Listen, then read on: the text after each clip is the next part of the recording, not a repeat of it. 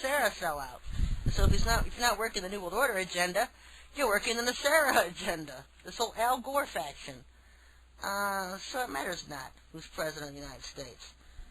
We're not going to all of a sudden get a reprieve, and the bad things are going to go away, and our economy is going to stop being bad and start going back up, and we're going to start actually having money that's worth something, jobs coming back to America instead of taking the next train out all the time.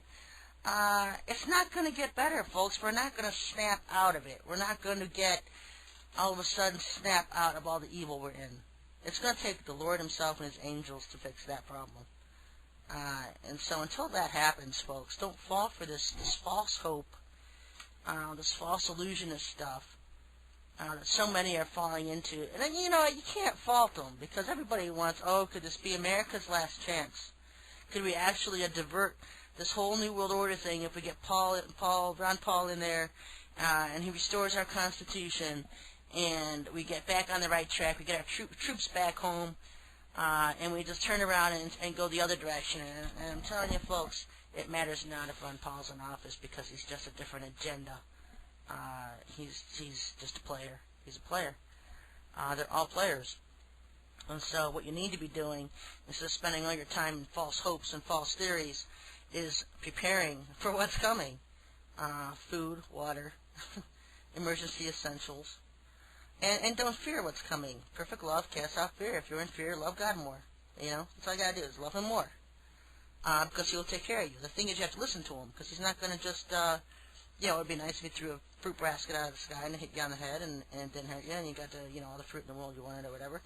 He will guide you in what to stock up on and what to prepare for. And so, listen, the biggest thing, the number one thing is obedience. Just be obedient. Just listen to him.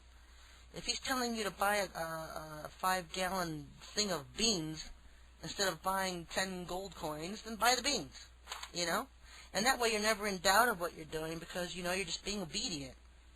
And stop doubting yourself, Don't doubt him. Don't doubt yourself. He'll confirm himself over and over again. He will nag you if you're not doing something he wants you to do. He'll just keep bringing it back and back and back. And so just listen and just be obedient. That's the biggest thing right now for all of his people is to just be obedient. Listen and do as he says. And don't worry about what other people are doing because everybody's in different situations now. We're not one people living in the same area anymore. Although we are Israelites living in America, the problem is we're also separated. The West Coast, the East Coast, North, South. What some people are going to need in some areas are not what other people need. And so that's why it's important to just listen to him. Listen to his voice, small spirit in your voice telling you what to do. Question from or a comment. Hi, Sherry. Have you looked at or read the book The Final Warning by David Riviera? Really good book, evidence-based book on Illuminati, New Age deception, FEMA camps. It is worth looking at. And so there's a book plug for The Final Warning by David Riviera, if anybody is interested in that. Yeah, I don't care if you want to give book plugs. I think you should all just, it's good to read. Just don't get everything from man. Seek the Lord for wisdom and truth in all things. Don't be forgetting that one. Don't be so caught up in all this stuff that you're letting days go by without nagging the Lord for him to reveal the truth in all things to you. Keep consistent at it. Bug him every day. He likes that. Every day, ask him for the truth in all things to be revealed. And if you really want to get your mind blown away, start asking for the mysteries of his kingdom to be revealed because I don't want to talk about that. One's a 100-foot pole right now. To start with the baby steps, revealing the truth in all things, and you'll start to see things as they really are. The funny thing is you'll start to see things that have always been in your face to begin with, and you've never seen it before. And then all of a sudden you start seeing things that are just right in front of your face. And so don't forget that. Don't forget to keep nagging him for that. Ask him for those kinds of things over and over. Don't sit and waste your time in prayers asking for frivolous things. He already knows what you need. Ask for the things that of his kingdom.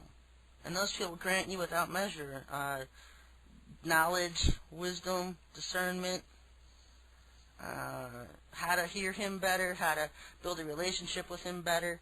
Just ask him things like that. Spend time on those kinds of things. Relationship building things. He knows we're stupid. And so just ask him. Teach me how to hear you better. Teach me how to hear your voice. Teach me how to always know it's you and not be deceived by elf God and Satan and demons, and how he speaks to our spirits and not our heads. And spend time with him, just asking him relationship building things. And you know what? That's what a true mark of a child is to him. You know, doesn't want to sit and listen to somebody's Christmas list every night. I need this, I need that, I need this, I need that, I want this, I want that. And it's all material possessions. Because just to make a point, it could just take it all away from you and make you start from nothing. Just to make you realize that our focus on this life isn't worldly possessions, but him. And so I'm going to close here in a few minutes. If you have any last minute questions, I just wanted to bring something else up. Because I wanted to spend some time and I didn't get to it on the elf god. Because the elf god, I have an article written on it at SherryShriner.com in my article section. It's called the elf god, ELF. And what this is the elf, extreme low frequency. It's a microwave weapon that our government has. And they have voice-to-skull technology, and they even have the patent numbers in the article on my website. And they can plant thoughts inside your head. It's called voice-to-skull technology. And the reason I bring it up again tonight for the 100th time is because so many emails the last month from middle-aged men or whatever. I'm the second witness. I'm the first witness. You know, I'm going on my log roll here again, that if I had a quarter for every person who has sent me an email or a letter in the snail mail claiming to be a witness, one of the two witnesses, I'd have an encampment with luxuries for the Lord's people built already. And that's the truth. And you know what? It's happening again. Starting to get these outrageous emails, and even somebody claiming to be the Daniel in the flesh again in the last days.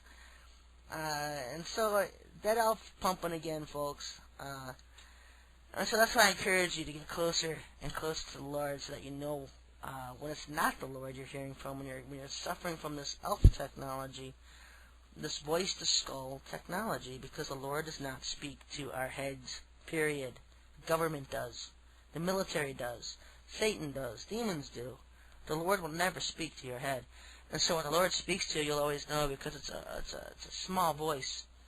A little small voice in your spirit, in your heart. And so, yeah, it's another one of these crazy weeks where the elf is pumping and, you know, getting these emails. I'm one of the two witnesses. I sent them back. Would you like to meet the other 1,999 that are claiming the same thing?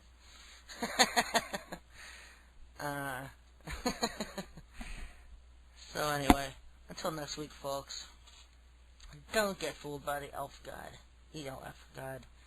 That's why you should keep in contact with the Most High every day, talking to him, and build up on things of him, and not so interested in things of this earth.